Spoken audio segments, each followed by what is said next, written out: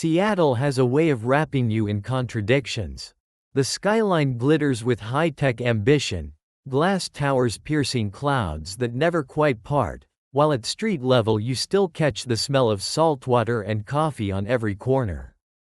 I live in one of those towers, 15 stories of concrete, steel, and glass, on the edge of downtown. It's the kind of building that promises convenience and community. Secure entry, elevators that hum instead of rattle, a rooftop deck with an enviable view of Puget Sound. Inside, though, it's still just a condo. My condo. 4 walls, ceilings just high enough to make you forget how thin the floors really are, and rooms that try their best to feel bigger than the square footage allows.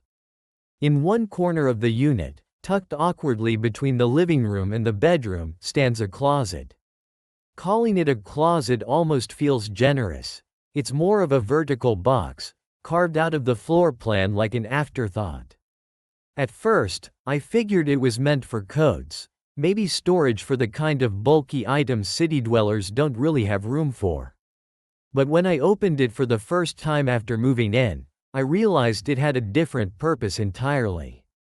Running from ceiling to floor, stapled neatly but firmly against one side of the wall, were thick black cables. Not the kind you'd expect for basic electricity. These were bundled, labeled, and unmistakably the work of Comcast. Broadband lines, climbing and descending like vines in a glass house, connecting one floor to another. My closet, I discovered, was not really mine at all. It was a conduit. Blank. At first, I ignored it. Everyone has quirks in their building, right? Some units face the alley, some have weird layouts, some have a closet that looks like a telecommunication hub. I stacked a few boxes in front of it, slid some winter coats on a rack, and tried not to notice. But over time, the closet became a bigger frustration. In a one-bedroom condo, every square foot counts, and here was this entire column of space I couldn't use properly. Worse, the cables cut right through the middle, an industrial eyesore. The idea of demolishing the closet grew slowly, like an itch I couldn't stop scratching. I imagined knocking down the thin dry wall, pulling out the awkward framing, and suddenly opening up the room. More space, more light, less wasted real estate. The cables could be rerouted, right? Technology moves all the time. It wasn't just about aesthetics. It was about reclaiming my unit. Why should my home be carved up by wires that didn't even serve me? I started to pay more attention. Each cable was tagged with a tiny plastic label, cryptic strings of numbers and abbreviations. I traced one with my finger, from the ceiling down to the floor. It disappeared through a small opening at the base, presumably traveling into the unit below mine. Another did the same, climbing down like a rope. One line branched off and connected to a jack, which I realized was the entry point if I ever chose to subscribe to Comcast broadband. That was the kicker. The only cable that actually mattered to me, personally, was one small line. All the rest? High-speed lifelines to other people's apartments. My closet was their hallway. It wasn't long before I asked around. In casual chats with neighbors, I mentioned the cables. "Oh yeah," one of them said, rolling his eyes. "They run through every unit. It's how the building was designed. Comcast has an easement." An easement. The word sat heavy. A legal permission. A carve out of ownership. Something that turned private space into public infrastructure, whether I liked it or not. Still, I held on to the idea. If I wanted to demolish the closet, open it up, reframe the space, I'd need the cables relocated. Logical enough. Surely the HOA, or Comcast, or someone else would be responsible for moving them. After all, they weren't just for me. They served every floor above mine, every neighbor who plugged a router into a Comcast jack. The thought of paying to move other people's utilities felt absurd. But absurdity, I was about to learn, is the HOA's natural language. When I first brought the idea up casually, mentioning it to a board member I bumped into in the lobby, the reaction was immediate and blunt. "If you want to move them," she said, "you pay." I blinked. "Even though the cables serve other units?" She gave a thin smile, the kind that ends conversations rather than invites them. "You're responsible for your interior. If you want it changed, that's on you." And just like that, the closet was no longer just a frustration. It was a battleground. Blank, underscore, blank. That night, I pulled out the bylaws. Living in a condo means living with a Bible of fine print, declarations, amendments, rules written in the kind of legalese that makes your eyes ache. But I was determined. The key terms were clear enough once I dug. Common elements, limited common elements, unit ownership. Common elements were things like the roof, elevators, lobbies, spaces and structures that served everyone equally. Limited common elements were things like balconies or parking spots, technically shared, but reserved for specific units. And then, of course, the unit itself was my private property. The language was specific. Owners are responsible for maintenance of limited common elements that serve their unit. Not others. These cables? They didn't serve just my unit. In fact, most of them didn't serve me at all. They were common infrastructure. Which meant, by logic, by fairness, by the spirit of the bylaws, I shouldn't be footing the bill. Blank, underscore, blank. I leaned back in my chair, staring at the dense paragraphs. Somewhere out there, Comcast had a contract, an easement carved into the building's DNA. Somewhere, my HOA had nodded along. And now, my closet had become the price. I thought of tearing down the drywall anyway, letting the cables hang like jungle vines until the HOA or Comcast had no choice but to deal with them. But I knew how that would play out. Violation letters, fines, threats of legal action. The machinery of enforcement would crush me long before it inconvenienced them. So instead, I made notes. Questions. Arguments. If the HOA wanted me to pay, they'd have to explain why. If they wanted to claim the cables were my responsibility, they'd have to prove it. The closet, once a quiet annoyance, was now the start of something bigger. And as I stared at the bylaws, highlighters streaking across the margins, I realized the battle had already begun. I didn't sleep much after that first conversation with the board member. The thought of being forced to pay for cables that weren't mine kept circling in my head like a restless crow. Every time I closed my eyes, I pictured the wires in the closet, black, bundled, anonymous, like uninvited guests camping inside my walls. By morning, I was on my laptop, diving into the condo's online portal. Buried among PDFs of newsletters and pool schedules, I found the governing documents. The declaration, the bylaws, the rules. I'd skimmed them when I first bought the unit, but now I read them with new eyes, hunting for every reference to utilities, easements, and responsibilities. It didn't take long to find the crucial passage. Unit owners shall be responsible for the maintenance and repair of the limited common elements which exclusively serve their unit. Exclusively. That was the word. These cables didn't, exclusively, serve me.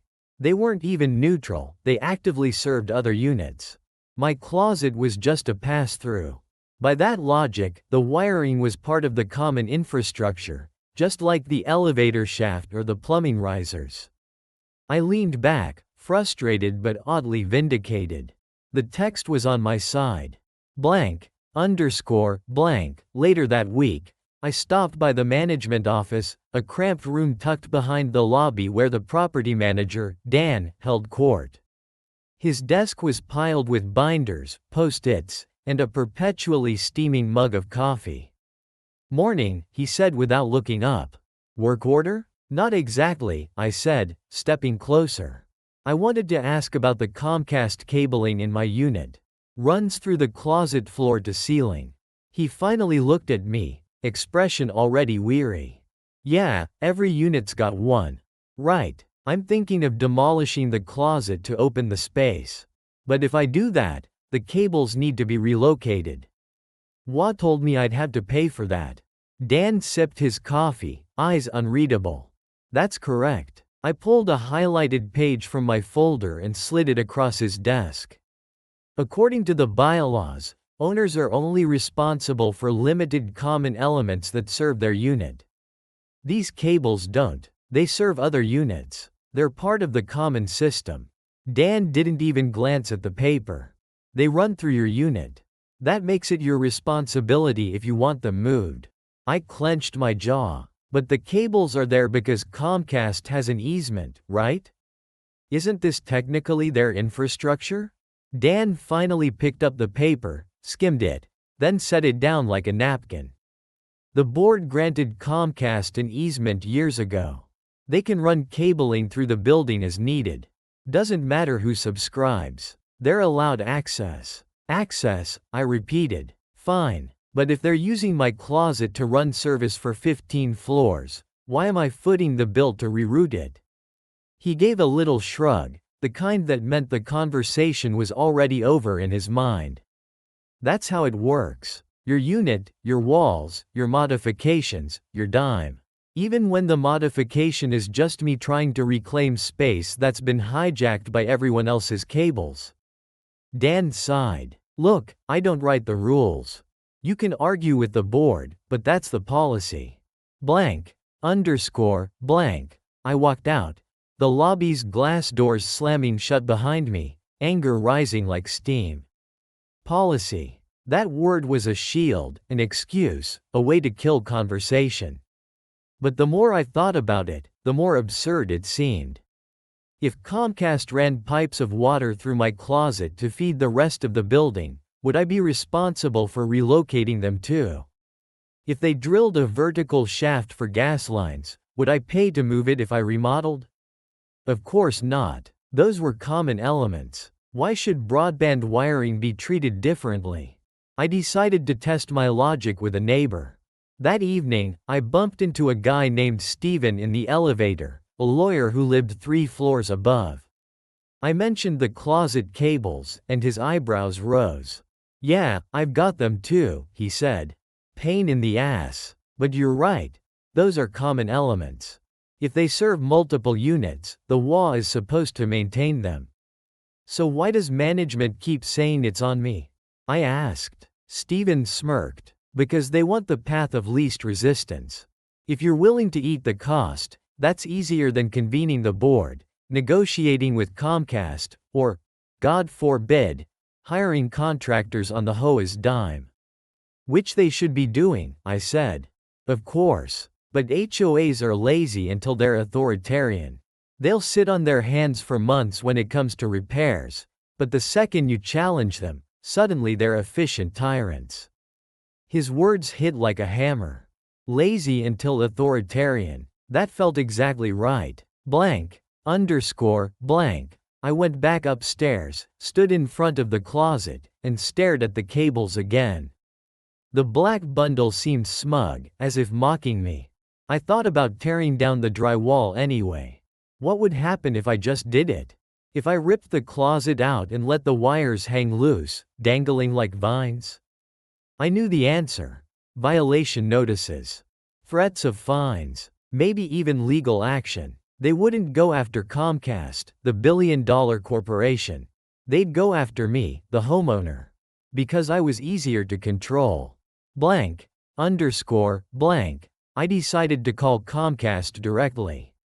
After navigating 15 minutes of robotic menus, I finally reached a representative. I explained the situation. Cabling running vertically through my unit, HOA saying I'd have to pay to relocate it if I remodeled.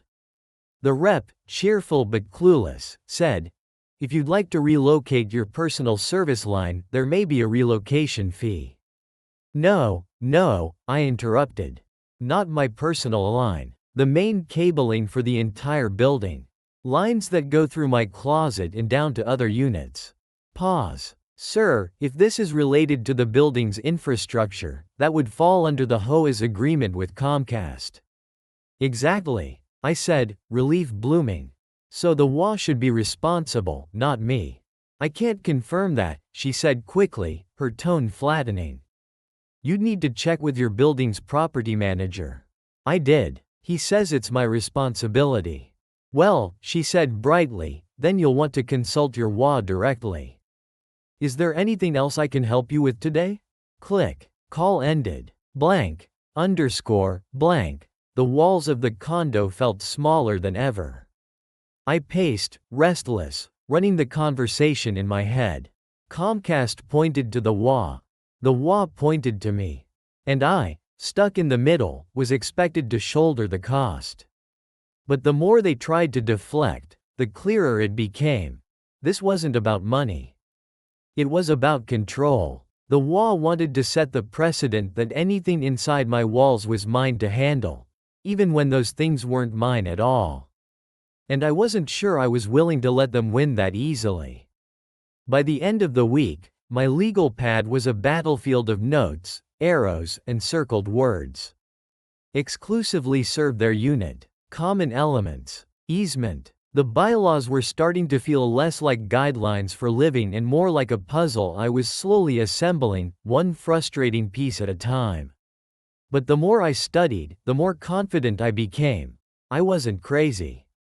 These cables weren't mine. The problem was proving it, and convincing a board that had every incentive to dump the problem back on me. Blank. I decided to start with evidence. One evening, I slipped on work gloves and pulled everything out of the closet, coats, boxes, even the vacuum cleaner, until the cables stood bare. I crouched down and photographed the bundle where it entered the ceiling, then again at the base where it dove into the floor. I zoomed in on the plastic tags, capturing the serial numbers and labels. To the untrained eye, they probably looked like spaghetti. But to anyone familiar with telecom, the pattern was obvious. These weren't isolated lines. They were a vertical riser, feeding multiple floors. I emailed the photos to myself with a subject line in all caps. Proof they aren't just mine. Next, I started talking to neighbors. The first was Priya, a young architect who lived 2 floors down. I caught her in the lobby one afternoon and asked if her unit had the same setup. Oh yeah, she said immediately, rolling her eyes. Closet full of Comcast vines. Ugly as hell. We just ignore it. Have you ever thought about remodeling? I asked. She laughed. I did. Wanted to knock out the closet to expand the bedroom. But management told me if I touched the wires, it was all on me. Thousands of dollars, apparently.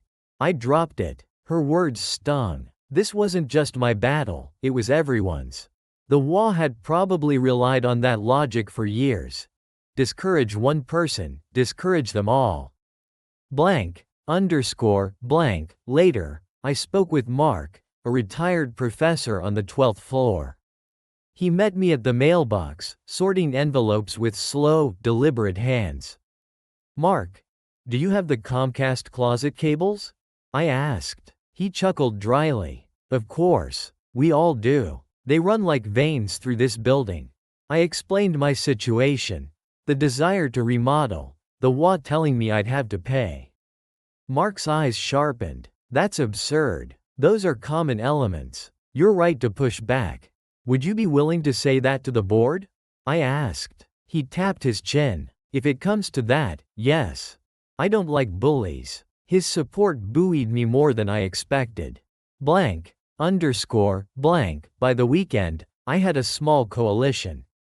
Priya, sympathetic but cautious. Mark, outspoken and ready. A couple of younger neighbors shrugged but admitted they thought the rules were unfair. It wasn't a movement, not yet, but it was enough to remind me I wasn't alone. Still, the hardest part was the HOA itself. They weren't cartoon villains twirling mustaches. They were neighbors, people who lived in the same building, People who thought they were protecting property values. That made them harder to fight, because they truly believed in the sanctity of their authority. I started drafting a letter. Not an angry rant, but a structured argument. Intro. Acknowledge the board's authority and the Comcast easement. Point 1. Cite bylaws, owners responsible only for limited common elements that exclusively serve their unit. Point 2. Demonstrate that these cables serve multiple units, with photos as evidence. Point 3. Assert that relocation costs, if necessary, fall under common element maintenance, not individual burden. Closing. Request clarification and official position in writing. I typed slowly, carefully, resisting the urge to lace it with sarcasm. The HOA thrived on emotion. What they hated was logic they couldn't easily dismiss. Blank, underscore, blank. While I worked, my wife leaned over my shoulder. You're really going to war over this, huh? It's not just about me, I said. It's about the principle. If they stick me with the bill now, what's next? Plumbing lines? Electrical risers? Where does it stop? She nodded. I get it, but be prepared. They won't like being challenged. I know, I said. That's why I need to be bulletproof. Blank, underscore, blank. I also reached out again to Stephen, the lawyer upstairs. He invited me over one evening, his condo lined with shelves of casebooks and old jazz records. Show me the bylaws, he said, adjusting his glasses. I handed him the binder, open to the highlighted section. He read in silence for a few minutes, then closed it with a thump. You're correct, he said flatly. If these cables serve multiple units, they're common elements. The HOA can regulate access, but they can't push the relocation cost onto you. Relief washed over me. So if I took them to court? Slow down, he interrupted, raising a hand. Litigation is expensive. Even if you win, you'll spend thousands. Better to pressure them politically. Use the rules against them. Rally support. So, make noise? Exactly. HOAs hate noise. They thrive on silence and compliance. If you show them you're informed, that you've got allies, they may fold before it gets ugly. I left his condo that night feeling sharper, more determined. Blank, underscore, blank. Back home, I stared again at the closet. The cables seemed less intimidating now, more like evidence than enemies.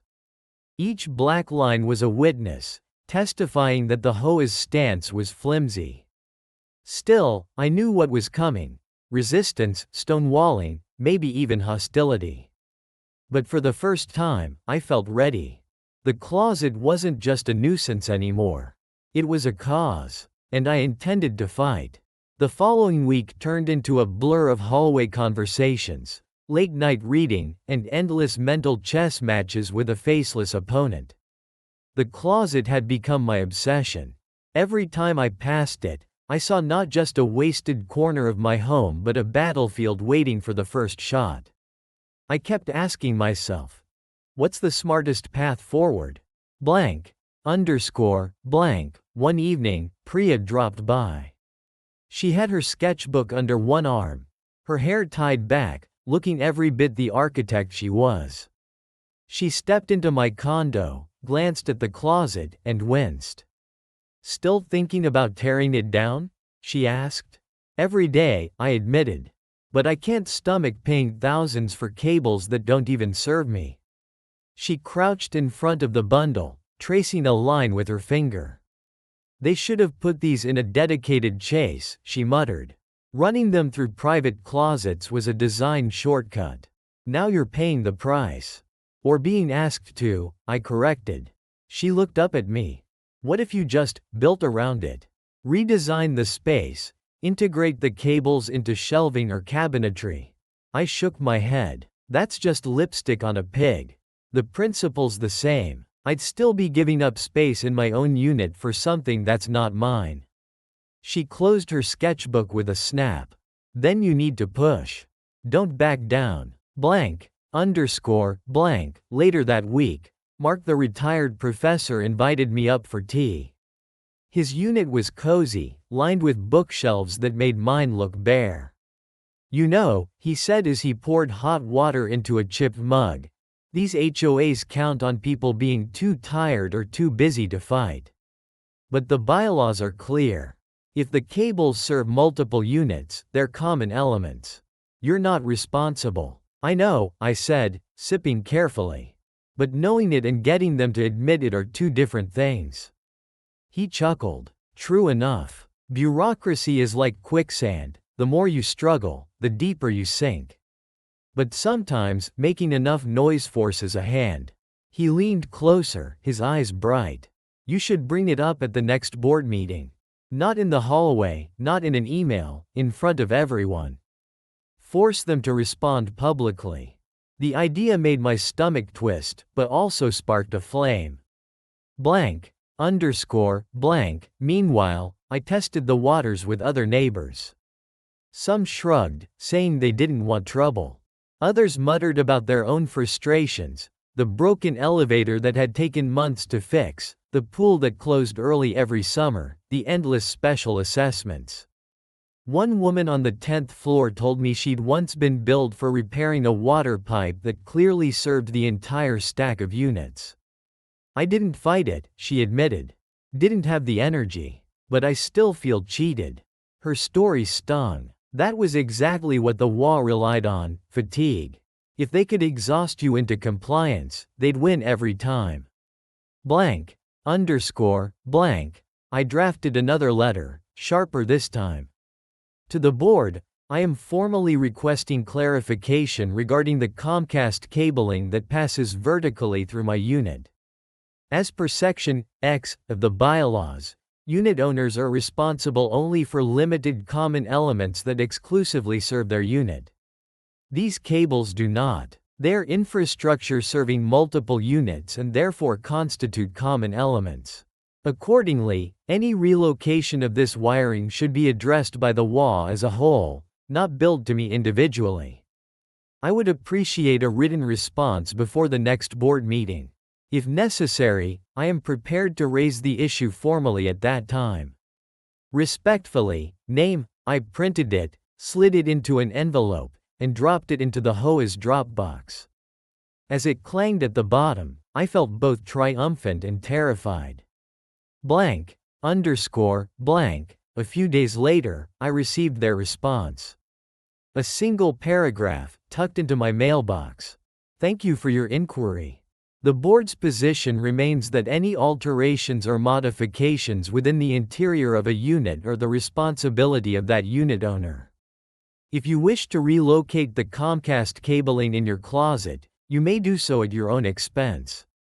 No mention of the bylaws. No mention of common elements. Just a flat refusal. My hands shook as I read it.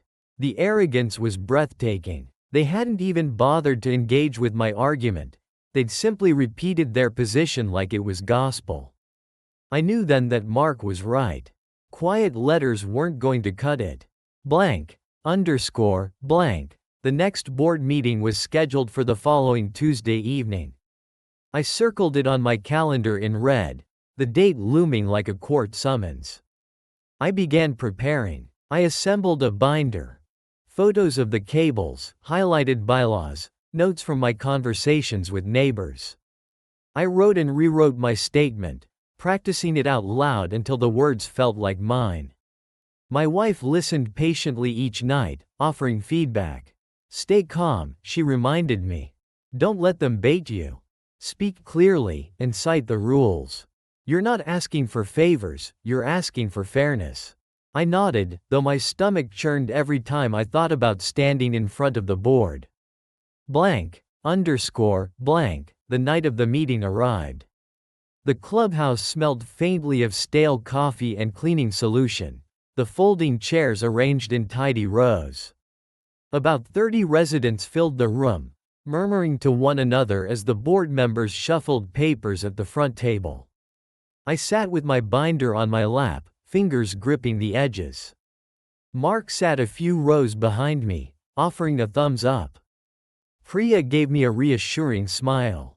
The meeting droned on: budgets, landscaping, elevator maintenance. My heart pounded louder with every agenda item. Finally, the president cleared his throat. Next. Open forum for homeowner concerns. I rose, binder in hand, and walked to the podium. My name is, I began, voice steadier than I felt. I live in Unit X. I'm here tonight to address the Comcast cabling that runs vertically through my closet. These wires serve not just my unit, but every unit above and below. Yet the board has informed me that if I wish to remodel, I must pay to relocate them myself. I opened the binder and held up a highlighted page. The bylaws are clear. Owners are responsible only for limited common elements that exclusively serve their unit. These cables do not. Therefore, they are common elements, and relocation costs should not fall solely on me. The room murmured. I pressed on. I asked the board to reconsider its position and to provide clarification on whether these cables are, in fact, common elements. Because if they are, then the current stance is not just unfair, it is inconsistent with our own governing documents. I closed the binder with a soft thud. Thank you. The silence that followed was thick. All eyes turned to the board. And I knew the real fight was about to begin. The silence after my statement stretched longer than I expected. The board members sat behind their folding table, glancing at one another like actors waiting for someone else to deliver the next line. Finally, the president cleared his throat. Thank you for your comments. The board has already stated its position. I stepped back slightly but kept my binder open. With respect, sir, the board's response did not address the bylaws. I'm asking for clarity in this public forum, so we can all understand how the rules apply. A low murmur ran through the audience. Heads nodded. People shifted forward in their chairs. The property manager, Dan, leaned into his microphone. The rule is simple. Anything inside a unit falls under the responsibility of the unit owner. End of discussion. I held up the bylaws again. Except the bylaws themselves make an exception. Limited common elements that exclusively serve the unit. These cables don't. They serve other units. That's not me talking. That's section 7.3, line 2. The bespectacled treasurer frowned, flipping through her copy of the documents. Is that correct, Dan? Dan shrugged uncomfortably. The cables are inside his walls. That's what matters. No, I said firmly, my voice louder now. What matters is function. If a pipe carrying water to every floor ran through my kitchen, would you say I had to pay to move it? If a gas line for the building ran through my ceiling, would that suddenly be my financial burden? No, those are common elements. This is no different. Applause broke out from the back. Someone called, exactly. The woman from the architectural committee, who had been silent until now, snapped her head toward me. You're comparing apples to oranges. These cables aren't essential infrastructure like plumbing. They're a service option. Not everyone subscribes. Mark, the retired professor, stood from his seat before I could reply. Excuse me, but that's irrelevant. The cables still pass through his unit whether he subscribes or not. They serve other residents. By definition, they are common. A murmur of agreement rolled through the room. Blank, blank. The president tapped his gavel. Order, please. He looked visibly uncomfortable. Here's the problem, Dan said, leaning back in his chair. If we call these common elements, then the HOA is on the hook for every cable relocation request, in every unit. That could get very expensive. We can't open that door. So instead, I said sharply, you want me to pay for infrastructure that serves everyone else, just because it happens to cut through my closet? That's not policy, that's passing the buck. Priya raised her hand from the committee table. I agree with the homeowner. The original construction decision, to run cables through private closets, created an unfair situation. That doesn't mean the financial burden should fall on individual owners who want to remodel. If anything, it's the HOA's job to negotiate with Comcast about relocation or to create a building-wide solution. The audience clapped again, louder this time. Blank, underscore, blank. The treasurer spoke up, voice tight. Perhaps we should hear directly from Comcast before making a ruling. Do we have a representative present? A man in a polo shirt at the back raised his hand. He looked like he wanted to be anywhere else. I'm here, he said reluctantly, stepping forward. Sir, the president said, can you clarify? If a homeowner wants to relocate these riser cables, who is responsible for the cost? The Comcast representative cleared his throat. Well, technically, the cabling belongs to Comcast. But under our easement, we have the right to run it through the building as we see fit. If relocation is requested by an individual homeowner for their own purposes, like remodeling, we usually require them to cover the expense. Groans filled the room. But, he added quickly, if the HOA requests relocation as a building-wide matter, we negotiate differently. It can sometimes be covered under operational upgrades. There it was. The smoking gun. So the HOA could take responsibility if it chose to, I said, voice steady. It's just easier to dump it on me. The Comcast representative spread his hands helplessly. That's between you and your board. Blank, underscore, blank. The president sighed, rubbing his temple. All right, let's have discussion among the board. Voices overlapped at once. The treasurer. If we cover this, we'll set a precedent. Everyone will want to remodel and expect us to pay. Priya. Or we set a precedent of fairness. If the infrastructure serves multiple units, it's our responsibility. Period. Dan. We don't have budget for this nonsense. Another board member, younger, leaned forward. We always say we want to build community, right? What kind of message does it send if we punish residents for trying to improve their homes, when the problem was bad planning in the first place? Blank, underscore, blank. The room buzzed like a hive. Neighbors whispered, some nodding at me, others shaking their heads. The tension was palpable. Finally, the president tapped the gavel again. Enough. We'll put it to a vote. The audience hushed instantly. Motion 1. The cabling in question is to be classified as a common element, not an individual owner responsibility. All in favor? Priya's hand shot up. Then the younger board member. Then, hesitantly, the treasurer. Finally, another board member followed.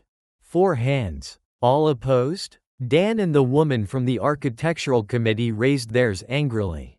2 hands. The president looked around the table, hesitated, then slowly raised his own hand in favor. Motion passes. 5-2. Blank, underscore, blank. Applause erupted. Some neighbors clapped politely, others loudly. Mark leaned back in his chair, grinning. Priya flashed me a thumbs up. I stood frozen, relief washing through me like a wave. For the first time in weeks, the cables in my closet didn't feel like shackles. The president raised his voice above the noise. Motion 2. The board will consult with Comcast regarding relocation procedures and costs, with the understanding that such expenses are to be addressed by the association, not the individual homeowner. The vote was quicker this time, 6-1 in favor. Blank, underscore, blank. The meeting moved on, but I barely heard it. I sat down, my binder still open on my lap, fingers trembling slightly. I'd done it. I'd forced the board to admit the truth. The cables weren't mine. They were everyone's. When the meeting adjourned, neighbors came up to me with pats on the back and words of thanks. One woman whispered, "You just saved me thousands. I've been wanting to remodel too." Even the Comcast representative gave me a reluctant nod before slipping out the door. Only Dan avoided me, gathering his papers with stiff movements, his jaw tight. And the woman from the committee swept past without a glance, her heels clicking like gunshots. Blank, underscore, blank. Walking back upstairs, I felt lighter than I had in weeks. The closet was still there, cables still running like veins through its frame. But now they were no longer my burden. They were ours, and that made all the difference. The morning after the board meeting, I stood in front of the closet and looked at it differently. For weeks, those cables had felt like an intruder, a parasite feeding on my square footage. Now, though, they seemed almost subdued. They hadn't changed, of course, still the same black bundle stapled against the dry wall, still humming faintly with unseen data. But the weight of responsibility had shifted.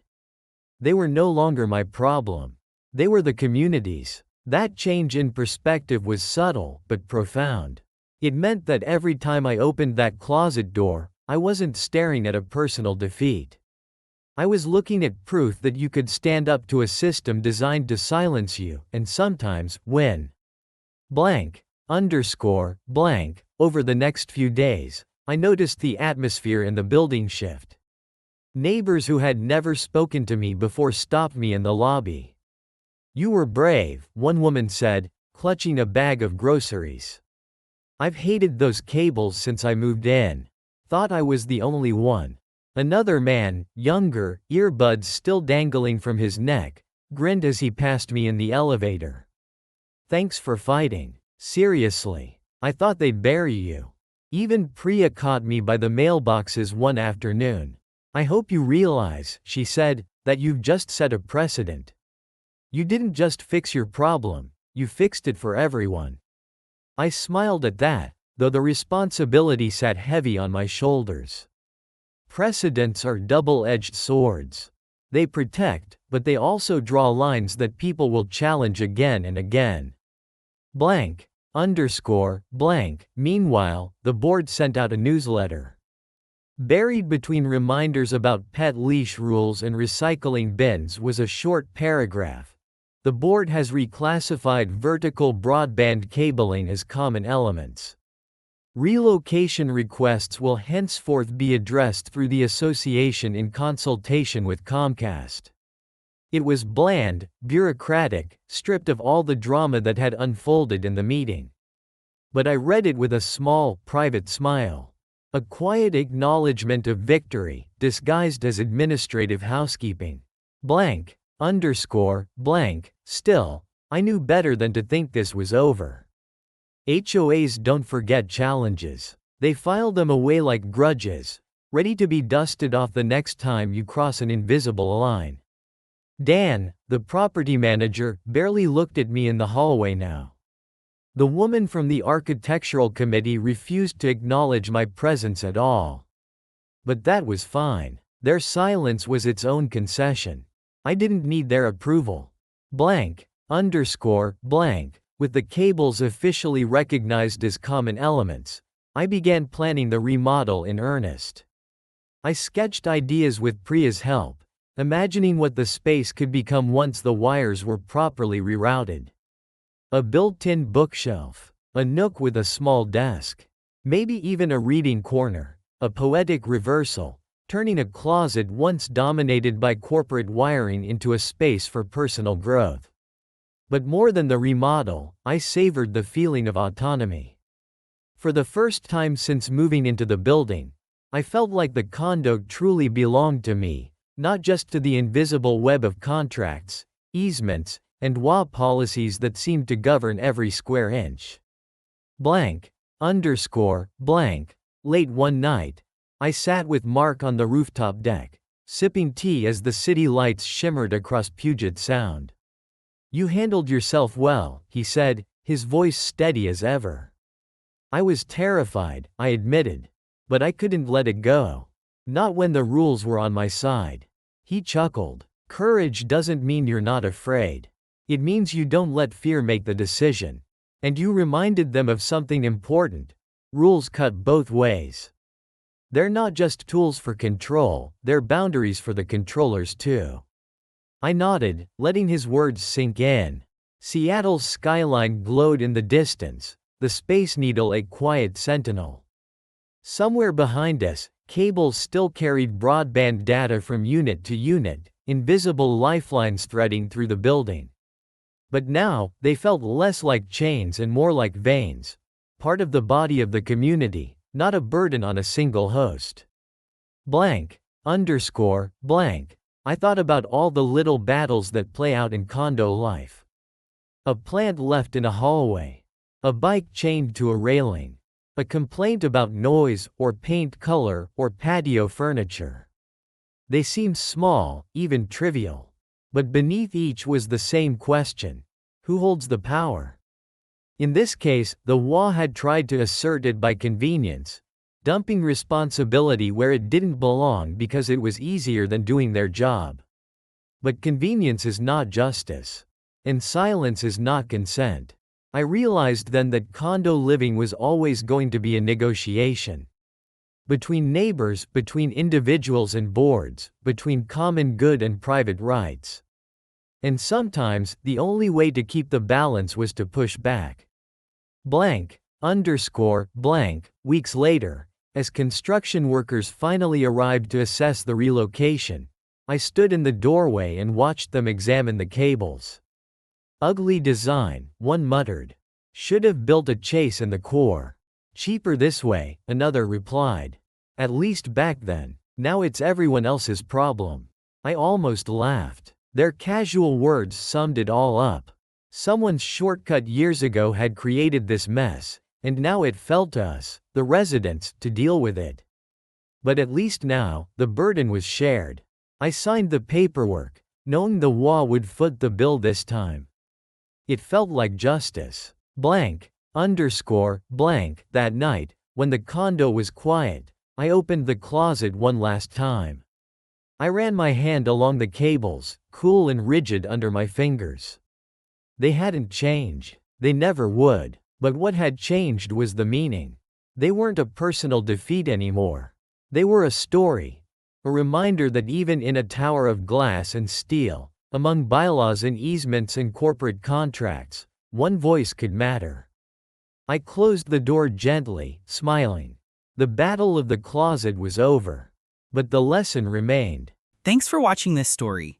If you enjoyed it, don't forget to hit that like button and subscribe for more unbelievable HOA stories. Have you ever dealt with something this absurd in your own neighborhood? Share your experience in the comments below. I'd love to read your stories. And as always, stay tuned for the next episode.